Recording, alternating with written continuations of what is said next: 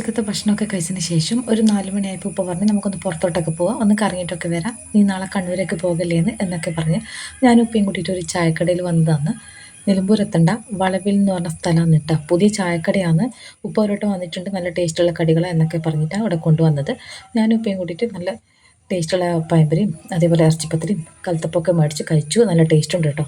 പിന്നെ അതുമാത്രമല്ല, കുട്ടികൾക്ക് വേണ്ടിയിട്ടുള്ള കുറച്ച് കടികളൊക്കെ മേടിച്ചിട്ട് അളാമാൻ്റെ വീട്ടിലെത്തിച്ചു. അതിനുശേഷം പോകാൻ നമുക്ക് നിലമ്പൂരൊക്കെ പോവാം, പാർക്കിലൊക്കെ പോവാം എന്നൊക്കെ പറഞ്ഞിട്ടാണ് എന്നെ നിലമ്പൂരൊക്കെ കൊണ്ടുപോയത്. പക്ഷെ അവിടെ കയറിയിട്ടൊന്നുമില്ല. ഇപ്പോൾ ഒരു 6 മണി കഴിഞ്ഞപ്പോൾ പോകാൻ നമുക്കൊന്ന് ചൂടുള്ള പൊറോട്ട കഴിച്ചാലോ എന്നൊക്കെ പറഞ്ഞിട്ട് ഞാനൊരു ഹോട്ടലിൽ കയറി.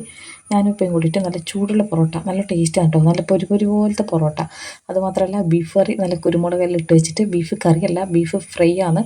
അപ്പം അതും കഴിച്ചിട്ട് നേരെ പിന്നെ പാർസലും മേടിച്ച് വീട്ടിലേക്ക് പോയി. ഇത്രയുള്ളൂ എൻ്റെ വീഡിയോ. എൻ്റെ വീഡിയോ നിങ്ങൾക്ക് ഇഷ്ടപ്പെട്ടിട്ടുണ്ടെങ്കിൽ ചാനൽ സബ്സ്ക്രൈബ് ചെയ്തിട്ട് സപ്പോർട്ട് ചെയ്യാം. ഓക്കെ, ഇൻഷാല്ലാ അടുത്ത അടിപൊളി വീഡിയോ ആയിട്ട് കാണാം.